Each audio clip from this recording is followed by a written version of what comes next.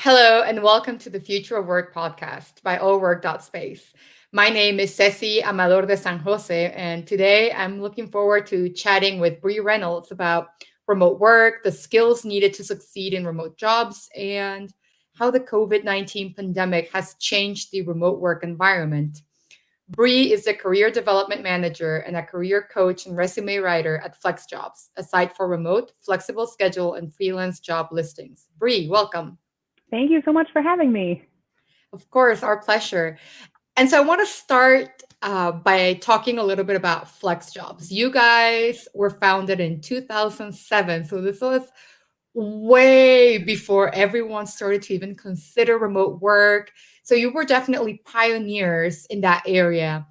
So how has the remote work landscape changed over the past 14 years? How have you seen company perceptions about remote work change? And what were some of the challenges that FlexJobs thought they would have with remote work that didn't happen? And what were some things you didn't have mapped out that were you were like, okay, we did not think about this? Yeah, no, I love this question because it's my answer would be very different if we didn't have the pandemic. So before the pandemic, I've been with FlexJobs since about 2010. So it had been about 10 years at that point.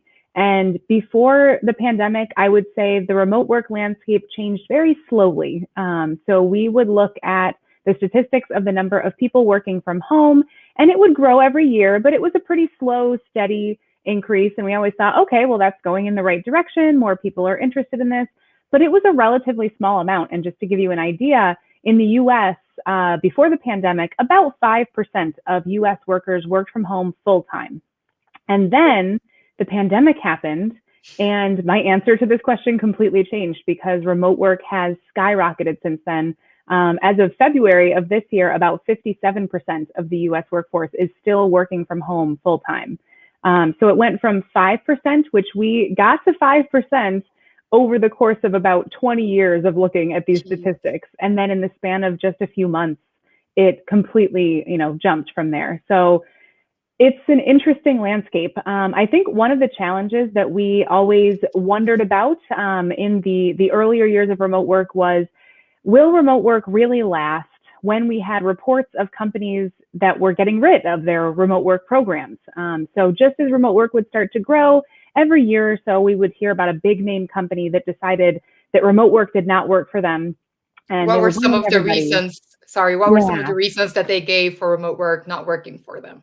Yeah, we would hear things like that the people weren't as productive at home, they missed the office camaraderie, that managers couldn't tell if their employees were actually working, all of those sorts of things. And so every time that happened, we would hold our breath a little bit wondering, well, if this big company can't make it work, what's going on?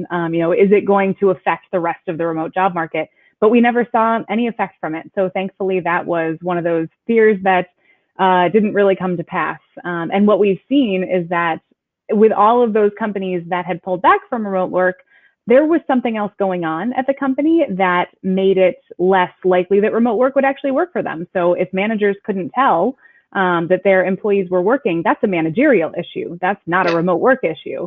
So it was things like that we kind of, felt more confident that the job market would continue to grow for this and that companies would take on more remote workers. And here we are in 2021 with most people working remotely. Yeah, and I mean, I don't mean to say that I'm happy the pandemic happened because I don't think anyone can say that. Yeah, But for sure. I'm happy that it put companies in a position where it was survive or go down. And there's no way companies can argue by now that remote work does not work. Like, Yes. I think everyone globally, workers all over the place have confirmed that remote work can work. What doesn't work is working from home for a lot of people. So that's a whole other topic. And I think that's one issue that needs to be addressed, that remote work is not equal to working from home. Mm-hmm. And I don't know if this is something that has always been like that people thought remote work was working from home, or if this is something new. I think it's sort of always been conflated, the two things being exactly the same. And really, remote work is that overarching policy, that organizational really thoughts, hard thoughts put into how to develop this team of agile workers who can work from a variety of different places, not just from home necessarily, but who, wherever they're working from, are connected and collaborative and productive.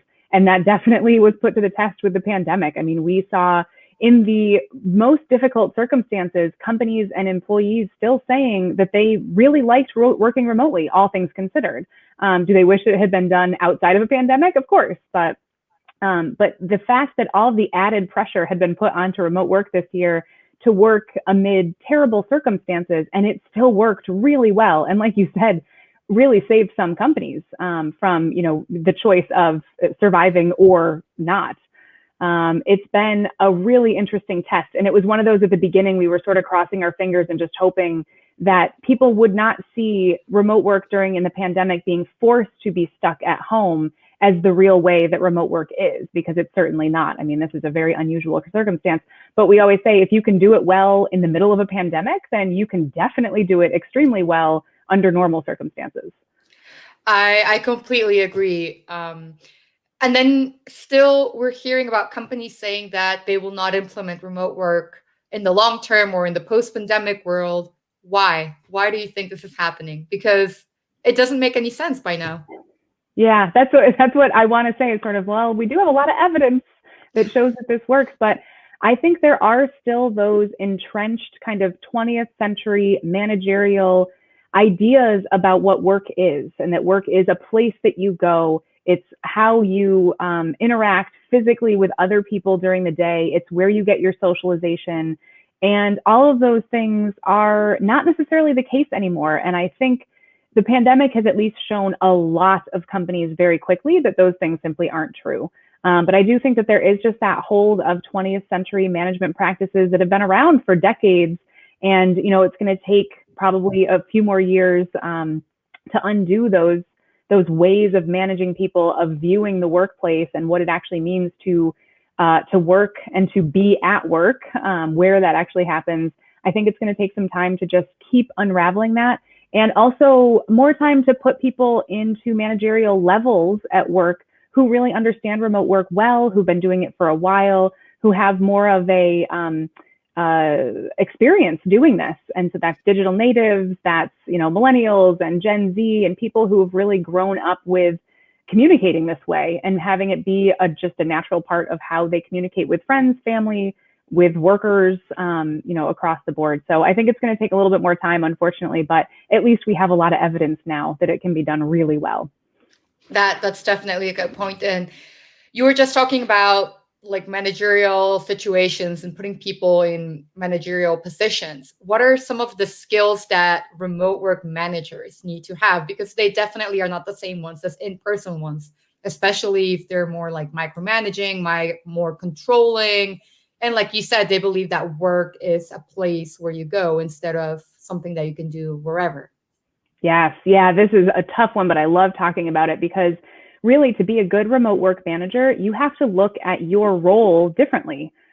So your role is not to look at people working and to assume that because you can see them at their desk or at their station, wherever they happen to work, that they are doing their work. You have to get way more involved, but not be a micromanager. So you have to be involved at a level that makes you their support person.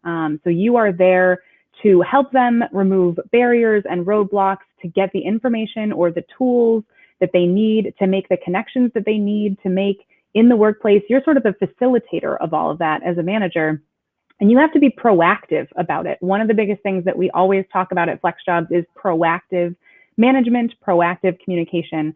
So not relying on FaceTime really gives you a sense of how much that was relied upon in an office, having to look at workers and just go, oh, okay, yeah, I think they're working. When you take that component away, and you're not on video all the time, which is probably the number one thing, is don't be on video all the time as a remote manager. I've heard some teams that went remote during the pandemic and they've had to be on video all day long. And it just sounds draining and exhausting and a little bit intrusive, and not a good use of anybody's time. So really putting yourself in that proactive facilitator role and being that support person for your team that helps just move things along and get people where they need to be, doing the things they need to do. That's the biggest piece. So proactive communication, proactive management, and trust. The biggest other thing is trust, starting from a place of trusting the adults that you've hired on your team to be able to do their jobs, and then to look at their processes and their work product as the results of that. And that will tell you if they're doing their job well or if something needs to be changed. And that's one thing that gets me. And I still cannot believe and cannot wrap my head around the fact that there are software products available for companies to monitor their employees while working remotely. So I have a sister. She used to work for a really big, well-known company. And we have a younger sister. She's 10 years younger than me. And my sister would need to, I don't know, either go eat something or go to the bathroom, but they would monitor her mouse pad, how active it was. So she would ask my baby sister, could you please just like, I'll do something for you. I'll pay you, just like make sure that it's moving. So like every 2 or 3 minutes, can you just like move the mouse pad, hit a keyboard key or whatever? And I'm like, how? Like, why does this even exist?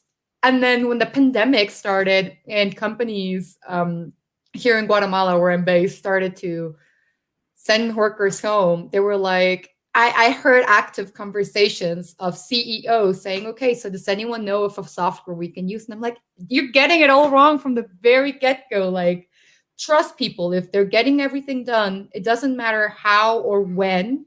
Because I think that scheduling is a big thing, especially for people who are working from home with kids, with pets, with noisy neighbors, whatever. So yeah, it just baffled me that trust was non-existent in companies. How did companies survive up until then if they didn't trust their employees? Yeah, they just assumed that FaceTime piece of it, that FaceTime equals constant monitoring, which it really doesn't. There are plenty of things that employees can do in an office on their computers or their phones that make it look like they're working when they're not. And again, it pushes everything away from that place of trust. And I love the example, I don't love it, but the example that you gave is a perfect one of those companies that their first thought wasn't, how do we make this work? How do we equip our managers to support people in this crazy time that we're going through, and to give them the flexibility that they need? Like you said, flexible hours, different scheduling to do their jobs, but also be present in their lives. And they didn't think about that at all. They went straight to, how can we monitor people and make sure that they're working? It was a complete distrust immediately. And that's just a sign of an unhealthy work environment and an unhealthy way to manage people that nobody is going to like. And that sort of forces people like your sister, who are, I'm assuming, honest, trustworthy people in real life, to be sneaky. Yeah. And why do we want to reinforce that behavior? I mean, it doesn't make any sense to me. So yes, I totally agree that trust component is critical. Yeah, and not only that, but I think especially now that more companies are embracing remote work, and companies have stated that they will pursue remote work in the long term, those that don't, they're going to lose employees. Like, there's no way you can compete with attracting and retaining talent if you're not offering the things that other companies are offering, which for the most part will be at least part-time remote work or remote options. And two, if you're controlling everything I do in my computer, because that's another thing. Like, if it's a company-owned computer, I mean, I can't say I condone it, but it's a company-owned computer. You can sort of see but if you're asking people to install basically spying software in their personal devices, no, there's no way that people are going to willingly and happily stay with that company. And so that's another thing that I wanted to ask you, talent-wise. Do you think that remote work will definitely be a talent attraction and retention strategy for companies in the future? Yes, that's the short answer. But the longer answer is, we've already seen it. So we've seen a number of really large, well-known companies that have said, we are remote work first now. We are moving towards remote work. If our people want to work remotely, they get to do that. They can move to where they want. So they're actually doing that more expansive, work from anywhere type of policy, or at least work from a number of different locations instead of being near this one physical place. So yes, we are already seeing, especially in the tech sector, Facebook, Twitter, Salesforce, moving towards this model of remote work is totally acceptable for anybody who wants to do it. And it varies depending on the company. Every company has its own policies, but they're also being pretty clear about those policies, which is another nice step to take and something that we usually recommend all companies do when they start remote work. But I think, yes, for a long time, we used to talk at FlexJobs about companies that would hide their flex. So they would actually let people work from home, but they would not talk about it. They would not advertise it in their job postings. And we're not really sure why companies did that, but we've always encouraged companies to be open with that. That's an attractive quality in a company. That's what people want. And I think even more so during the pandemic, we did a survey back in September, I think, of 2020, about 4,000 people who'd been working remotely during the pandemic. And we surveyed them and said, what do you want to do after the pandemic? 80% said they wanted to continue working from home full time, or working remotely full time from home until they were allowed to actually like go out into the world again. But 80%, and that was working from home full time. And then another, I think it was 15% said working from home at least some of the time. So they like that office interaction. They like seeing their coworkers face to face. And that's something companies should definitely consider too, is that it doesn't have to be 100% remote work. You can do what makes sense for your company, for your teams, the type of work that you need to be done, and make it work for you, but also definitely offer that to people. It's so attractive. And I think you're right. Companies that say flat out, we are not doing remote work after this are going to lose out on talent. Yeah. Yeah, I completely agree in what you said, that it doesn't have to be a 100% remote thing. And I think that's something that needs to be talked about more. There are different degrees of flexibility that a company can offer. And it's not just you either come into the office or you stay at home. They can do a hybrid work model. They can use third spaces.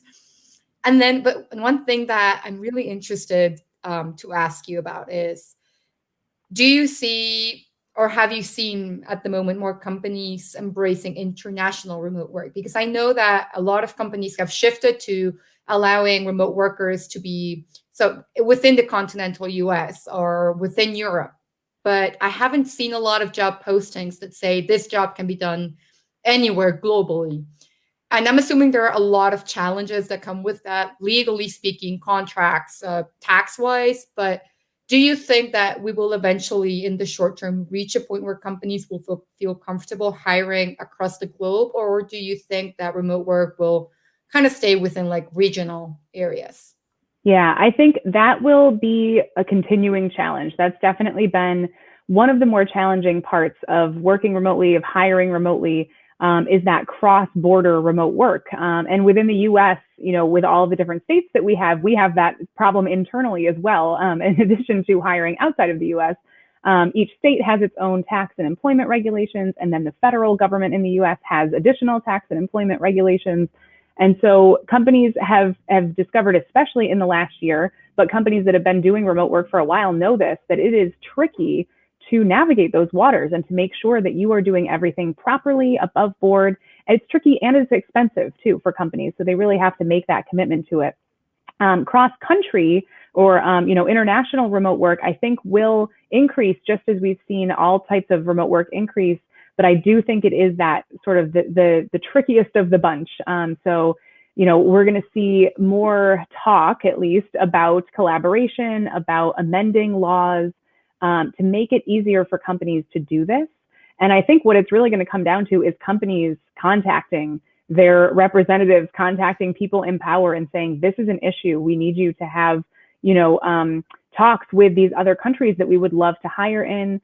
Or that we would love even our US-based workers to be able to work wherever they would like for a year. If they want to go off to a different country for a year just to experience working there, what are some of those things working like? And we've seen some countries get really creative with remote work visas, and trying to attract people to come work in their countries. So I think there are models here and there of how it can be done, but there's a long way to go. Unfortunately, that is one of the toughest things I think to figure out in this whole equation.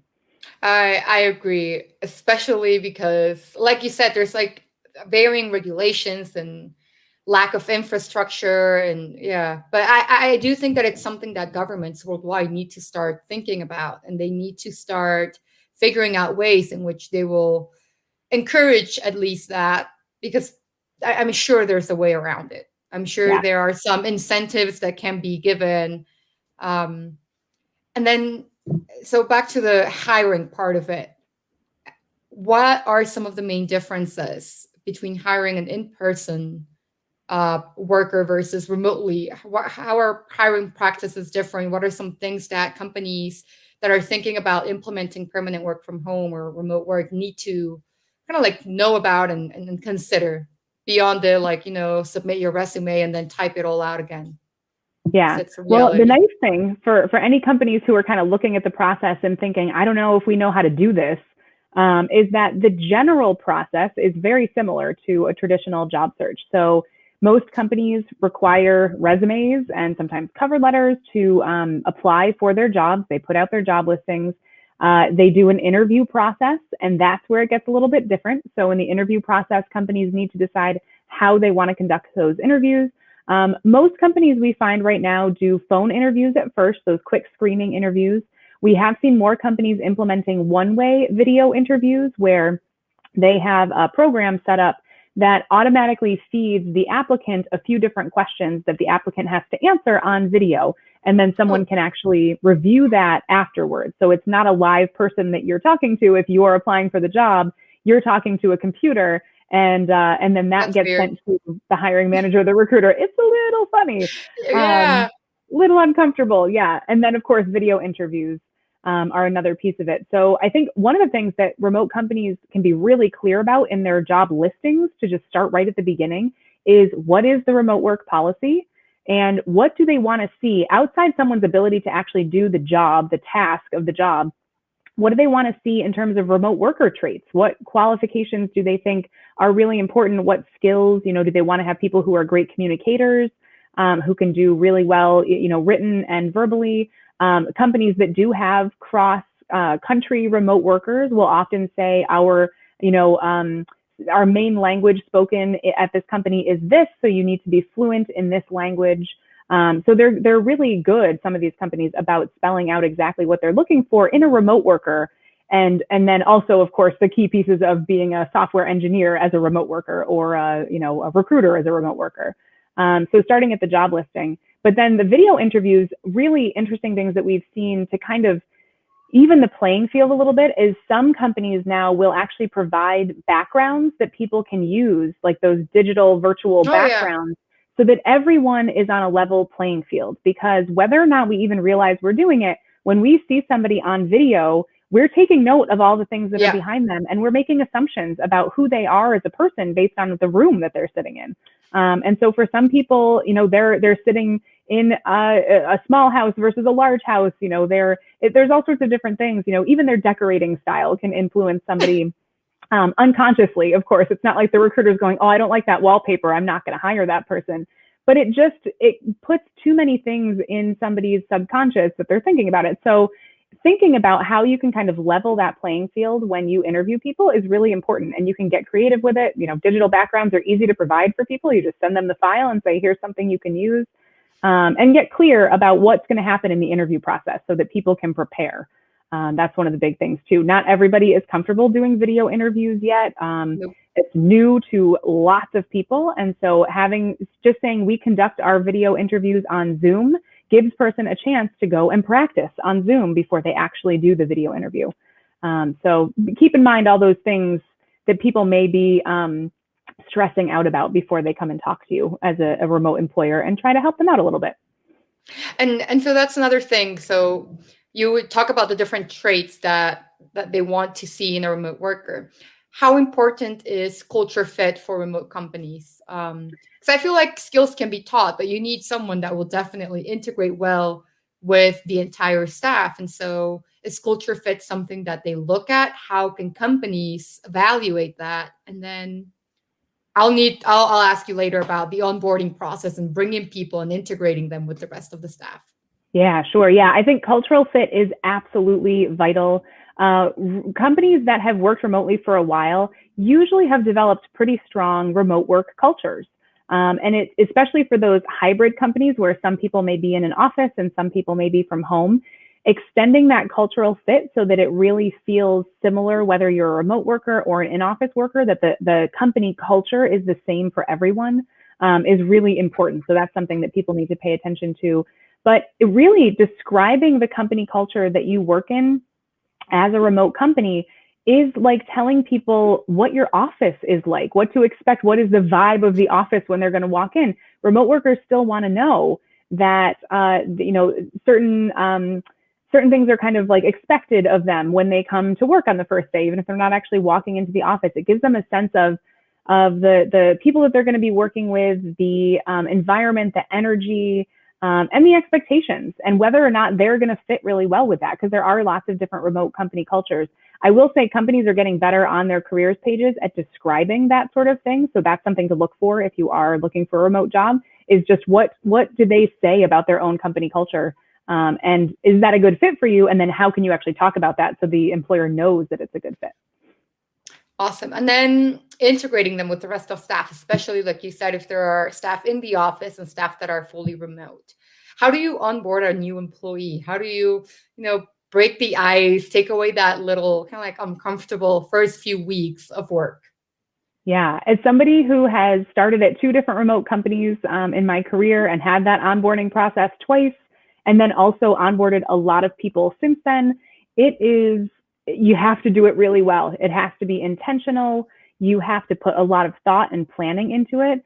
I know, having worked at in-office companies before, that oftentimes what happens is you show up on the first day and your manager's like, all right, let's see, where are we going to put you? Okay, it looks like this seat's open. And yeah, I'm going to talk to IT about getting you a computer. You can't do that in a remote environment, because you, as the new person showing up, you're going to feel completely lost. You are ready to go. You've got your little home office setup going. And when you get there, you want some intentional, organized process to go through. So on that side, if it's HR, the hiring manager, the team that the person is going to be coming into, all of those people need to work together to create an onboarding process that feels really intentional and is pretty well organized, and just lets that person know what to expect each day for at least that first week. And then even into 2 weeks, what to expect, maybe not quite as detailed in that second week, but for that first week especially, who are they going to be meeting with? What days are they going to meet with those people? Why is it important that they talk to those people? What are they going to cover in those meetings? And then making sure that they have a few different touch points. So you're not just talking to one person that whole week and you only have that one person to connect to at the company. You want to really try to give them that social feel of being in the office, of saying hello to other people. Maybe you just say hello and it's a quick conversation in the elevator when you're going into an office. How can you recreate that in the onboarding process so they get to feel like they're working with a larger team? One of the things that we do at FlexJobs, when we onboard someone, we assign them a buddy that's at a completely different part of the company. So somebody they're not going to work with every day. There's not that pressure of trying to prove that they are good at their particular job. This person is strictly there to be their buddy at the company, to answer those dumb questions that they might be a little uncomfortable asking, to get a better feel for what the process is like. And we try to pick people who have been through the onboarding process within, the last year or so that it's still fresh in their mind what it was like to start at a new remote company. And that buddy is responsible for reaching out to that person regularly, making sure they're feeling good, talking to them, just kind of explaining, what the company's like and what they can expect and where to go when they have a question or they need something. So I think the buddy system can actually work really well. That sounds actually really interesting, because from my own experience, at least when I started a new in-person job, there was always just one person that you kind of clicked automatically with a little bit more than everyone else, and they became kind of like your go-to person. Where's the bathroom? Where's the coffee? Where are the coffee mugs? What time's lunch? Stuff like that. So that's a really interesting one. And then you talk about how, like, in-person jobs, they're like, oh yeah, so we'll get you a computer, we'll talk to IT to have your email. With remote work, what are you seeing companies doing in terms of providing new hires and their current staff with? Do companies provide computers? Do they kind of like they give them a stipend for that? What are some of the things? And that's another thing. And at least in the US, it can be tax deductible and all that kind of stuff. I don't know. I'm not from the US, but I do know that if it's like work related, it does play into taxes.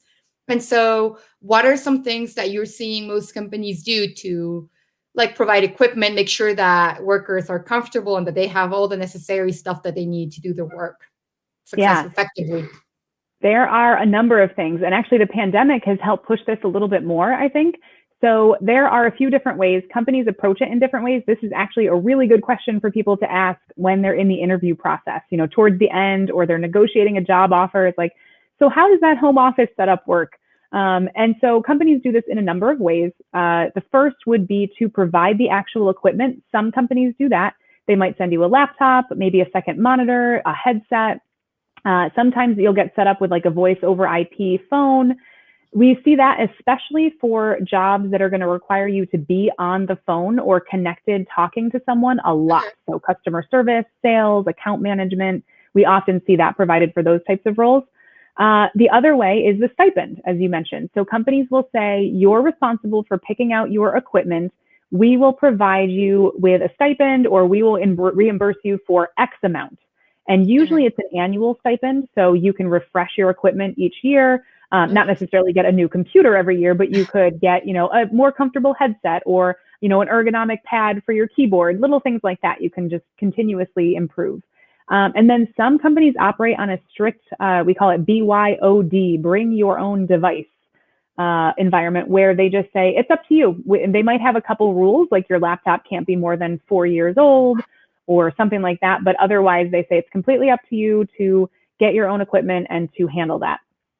So that's why I say, for companies that provide equipment or provide a stipend, that's a lot of money that they're saving you. So I would ask in the interview process, what is the company's policy?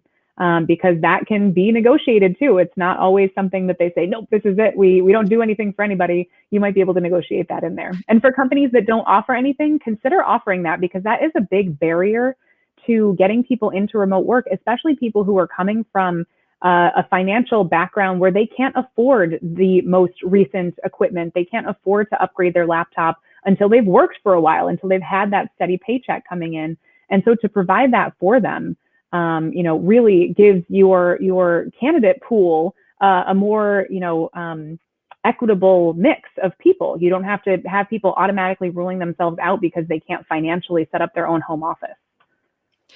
And that's another thing. So I know that a lot of companies, it's not just necessarily the tech equipment that they need, but some will also provide either a stipend for, I don't know, an ergonomic chair, a desk, or for like a co-working or flexible workspace membership, which they might come back in the future. Right now, I don't even know if governments are allowing these types of spaces to operate. But yeah, and then are there any other things that you'd like to say? So you were giving some tips for job candidates, like asking these questions. What are some other things that they need to ask potential remote employers in the interview process? I think the questions actually that you've touched on are perfect. So what's the onboarding process like? How do you integrate a new person on your team? Who are some of the key people I'm going to be working with while I'm working remotely? Then you can ask logistical questions like, what are the expected hours for this role? And not necessarily like the 40 hours per week, but which hours during the day do you expect people to work? Because not all remote jobs have flexible schedules. Some still adhere to a strict, 9 to 5 or 8 to 4 or whatever it is type of schedule. And so you want to make sure that you're on the same page with that employer and that fits what you're looking for too. You could also ask about flexibility in general, shifting your hours. What does that look like? And then I think those are sort of the main things that you would ask the remote companies that you're looking at. You might also look at sites that offer company reviews to see what other people have said. And if there are any pain points you're noticing, so glassdoor.com is a really good website for that. You can look up a company and see reviews of people who've worked at that company and what their experience was. And if you're noticing any pain points that you're like, if that's true, I don't know if I really want to work for this company, or I want to get some more info about this, you can ask not like, oh, this person on Glassdoor said that you do this terribly, but you can phrase it in a way that says, I was wondering about the onboarding process and what does the structure of that look like? So if you read a review that said terrible onboarding, no structure at all, you phrase that differently in the interview process, but you still get the info that you need, hopefully. What are some of the most common pain points that you've seen people are identifying or that companies are struggling with? I think one of the biggest, well, there's a couple. So the first two that come to mind are communication norms. How do people at the company communicate? What is the preferred method of communication? Because usually companies that are working remotely have a variety of communication methods set up. So you might have Slack for, online chat. You might have Zoom for video conferences. You might have email and phone. Some companies do a really good job of spelling out which type of communication is used for what. Other companies don't. So that's something that you could ask in the process is, how does communication work at the company? What are the preferred methods? What are the programs you're using? And just see what their thoughts on that are. That might be something in the onboarding process that you could ask too, is like, okay, so if I have a quick question, should I Slack you, or do you prefer I email that to you? And that can be a manager to employee talk as well, because there might just be some personal preferences on the part of the manager. But so that's one. And then the other is the scheduling, is knowing when you need to be available and how do you show that you are available. So do you have to have your notifications on in Slack or something like that, so people see the little green light and they know that you're there? And if you walk away for 10 or 15 minutes to take a break, do you need to turn that off so people know you're gone? It's kind of like self-monitoring a little bit, but also, there might be some regulations around that, but just kind of letting people, like, we have a rule, for example, on the career coaching team at FlexJobs. It's not a rule, it's sort of a request that you say good morning when you arrive and you say good night when you're leaving. And just, it's a nice way to kind of start the day and have everybody, oh, good morning, it's nice to see you, how was your night? And it starts conversations. But you also just kind of know, like, oh, okay, Tony's here, she just started work, so if I have a question for Tony, I know she's there and I can ask her. And then if I see that Tony's gone, I can say, oh, okay, Tony left for the night, I have a question, I'll ask this person because they're still here. So it's just that sort of interaction. You might even just do that yourself, even if they never say anything about it, just to kind of start the trend. Yeah, I'm really bad at updating. So we do have like an intranet where we chat, and I'm really bad at updating my status. So my status always shows that I'm online, unless I actually close the tabs and close my computer, which it's been happening a lot more regularly. But usually I would just like, oh, okay, I'm done, and I would leave my computer open. And so it would always say I was online when I wasn't. So I do need to get better at that. So we're running a little bit out of time here. And just before you go, I wanted to ask, how do you see the remote work landscape evolving in the short term and in the long term? I think in the short term, we will still see fairly high numbers of remote workers, at least temporary remote workers, because of the pandemic. And then what I was really interested in was looking over the next 5 to 10 years, what do the predictions look like now that we have had this big surge in remote work? And what we see is that the levels of remote work probably are going to go down. That's what experts think, but not to pre-pandemic levels. In fact, not even close. So I was mentioning before the pandemic in the US, it was like 5% of the workforce that worked from home. And then now, as of 2025, experts are predicting that about 25% of the US workforce will still be working from home full-time, working remotely, I should say, because they hopefully by then will be able to work from a lot of different places. But that is, to be 5 or 4 years out of the pandemic and still have 25% of the workforce working remotely, that's a huge shift. So I think that for anybody who's interested in this, the next few years are going to provide a lot of opportunity for remote work. Companies are going to become better at this over time. That has been the case over the last 15 to 20 years. It just happens. Every year they get a little bit better. So it's going to be a pretty good time, I think, for remote work. Yeah, I agree. And I'm really looking forward to seeing more companies kind of like formalize remote work arrangements in the near future. So thank you again, Brie. It was amazing chatting with you. And thank you, everyone, for tuning in to the Future of Work podcast by Allwork.Space. Thank you very much for having me.